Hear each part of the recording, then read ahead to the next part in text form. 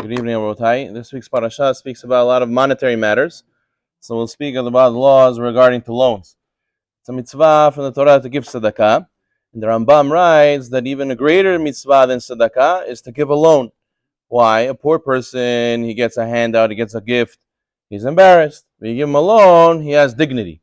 If it's to a shul or to an organization, you shouldn't give them loans. You should give them tzedakah. There's no shame over there. They're looking to help them to do mitzvot. When it comes to a person, his own personal finances, you should give him a loan if he can, instead of tzedakah. That way he can get on his feet and he doesn't have shame.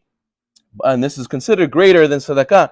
So let's say a person wants to give a lot of tzedakah, he wants to give $10,000 to the tzedakah, he should really make a loan gemach with this money. Instead, that way free loan society to people who need a loan.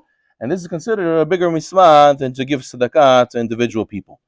So it's a higher level.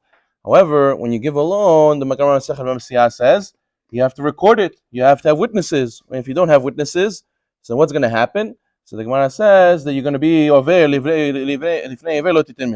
going to transgress Chas Shalom, putting a stumbling block before the blind. Because if I give you a loan and we don't write it down, we don't have witnesses, what's going to happen? I'm going to call you, you're going to call me, you're going to say, oh, Jonah, I don't owe you any money. What are you talking about? I never gave you a loan. And after Chas Shalom, problems. So therefore, in order not to Chas Shalom give the situation, you always have to give a loan with witnesses. What the Shulchan Aruch says is Siman Ayin. But today, a lot of people don't grab witnesses. So what do they rely on? So the Shach says a chidush. He says, if you got the guy's handwriting, it says, I owe you such amount, or you record it somewhere, have it in writing that he owes you, he wrote it that he owes you, he texts you a text message that you can't erase, and he lets you know that I owe you such and such, then that's good enough. That's good enough to record it. That it should not be forgotten, and there will be no stories later. But without this, without any record, without any witnesses, it's a sort to give a loan. You're gonna set up the guy Chas v'Shalom for failure. He's gonna come to forget Chas v'Shalom.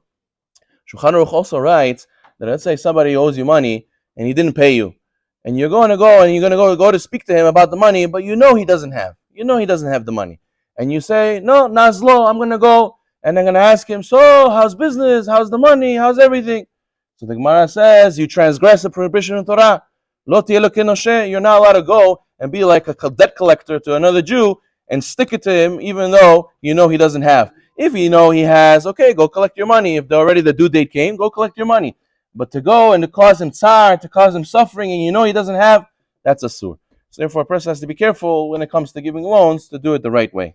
As the Gaon Vilna in the Even Shlema, he writes that a person who steals or takes and he doesn't give back money he's supposed to give, he has to, if he doesn't pay it back in this life, he has to come back even Gilgul. He has to come in reincarnation to come back and pay back.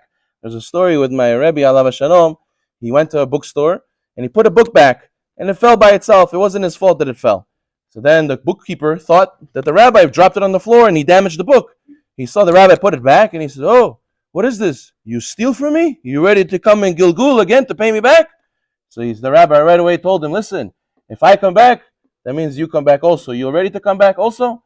So therefore, he let him go and he forgave him right away. So we should be zocheh, to be clean in our money, clean in our heart. Baruch Na'olam, amen, amen.